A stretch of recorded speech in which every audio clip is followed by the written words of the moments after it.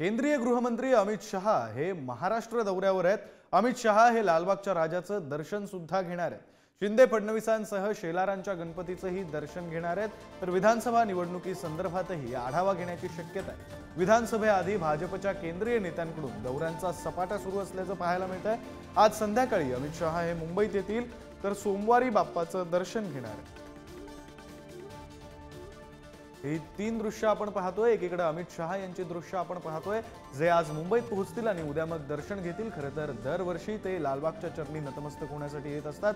दुसरी दृश्य ही ठाकरेंनी अर्थात उद्धव ठाकरेंनी काल म्हणजे गणेशोत्सवाच्या पहिल्याच दिवशी दर्शन घेतलं, ते सहकुटुंब आले होते ती दृश्य। तर तिसऱ्या दृश्यांमध्ये विधानसभा अध्यक्ष राहुल नार्वेकर यांनी सुद्धा दर्शन घेतलेलं आणि ती दृश्य आपण पाहू शकतो। दरम्यान अमित शहांच्या महाराष्ट्र दौऱ्यावर संजय राऊतांनी टीका केली। अमित शहांनी महाराष्ट्र कमजोर करून उद्योग गुजरातला पळवले अशा शब्दांमध्ये टीका करण्यात आली आहे। तर उद्या लालबागचा राजाही गुजरातला नेतील असं भाकीत संजय राऊतांनी केलं। लालबागच्या राजाच्या दर्शनाला येत आहेत, येऊ द्या। मला तर सारखी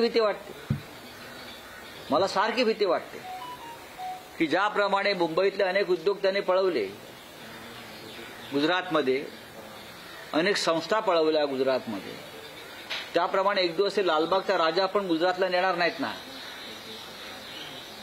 हो सकता है, ये कुछ भी कर सकते हैं लोग। लालबाग का राजा इतना बड़ा नाम है, लोग आते हैं देश भर से, चलो गुजरात में लेके जाओ, प्रेशर लाओ। ये लोग कुछ भी कर सकते हैं। लालबाग का राजा भी गुजरात में लाने का प्रस्ताव दे देंगे। नहीं, लालबाग का राजा कल से गुजरात में चलेगा।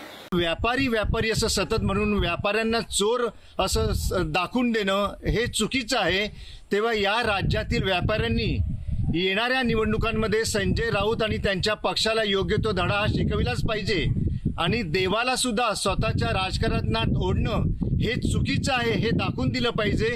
लालबागचा राजा आहे काय पळवून नेण्यासारखी वस्तू नाही, तेव्हा तुमच्या जिभेला लगाम घाला।